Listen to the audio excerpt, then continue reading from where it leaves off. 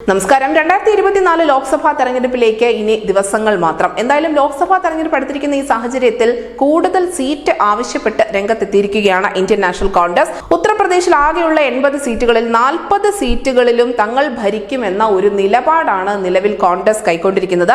അതേസമയം തന്നെ UP-യിൽ INDA സഖ്യത്തിന്റെ ഭാഗമായാണ് അവിടുത്തെ പ്രധാന പ്രതിപക്ഷമായ സമാജ്വാദി പാർട്ടിയും കോൺഗ്രസും നിലനിൽക്കുന്നത്. അഖിലേഷ് യാദവിന്റെ സമാജ്വാദി പാർട്ടി 2 സീറ്റിൽ കൂടുതൽ കോൺഗ്രസിന് തരില്ല എന്നുള്ള നിലപാടും ആവർത്തിക്കുന്നുണ്ട്.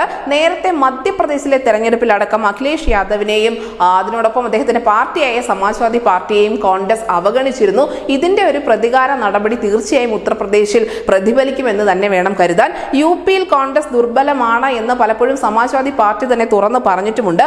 അങ്ങനെയുള്ളപ്പോൾ 40 സീറ്റിൽ മത്സരിക്കണം എന്ന കോൺഗ്രസിന്റെ ആഗ്രഹം അത് ആത്മഹത്യാപരം തന്നെയാണ്. അംറോഹ, സഹാരൻ, ലഖിംപൂർ ഖേരി, ബിജ്നോർ, മുറാദാബാദ്, ലക്നൌ, റായ്ബറേലി, അമേഠി, ബാരാബങ്കി എന്നീ സീറ്റുകൾ ഉറപ്പായും വിജയിക്കുമെന്നാണ് കോൺഗ്രസ് ആവർത്തിച്ചുകൊണ്ടേയിരിക്കുന്നത്. എന്നാൽ ഇവിടെ ന്യൂനപക്ഷ വോട്ടുകൾ കൂടുതലുണ്ട്. അങ്ങനെ ന്യൂനപക്ഷ വോട്ടുകൾ കൂടുതൽ ഉള്ളതുകൊണ്ട് തന്നെയാണ് കോൺഗ്രസ് ഇത്തരത്തിലുള്ള ഒരു അമിത ആത്മവിശ്വാസം പ്രകടിപ്പിക്കുന്നത്. എന്നാൽ ഇത് SP-യുടെ സമാജ്വാദി പാർട്ടിയുടെ ഏറ്റവും അനുകൂല മേഖലകളാണ്. അതുകൊണ്ട് തന്നെ ഈ സീറ്റ് അവർക്ക് വിട്ടു നൽകുന്ന കാര്യം സമാജ്വാദി പാർട്ടിയെ സംബന്ധിച്ച് ചിന്തിക്കാവുന്നത് പോലുമല്ല.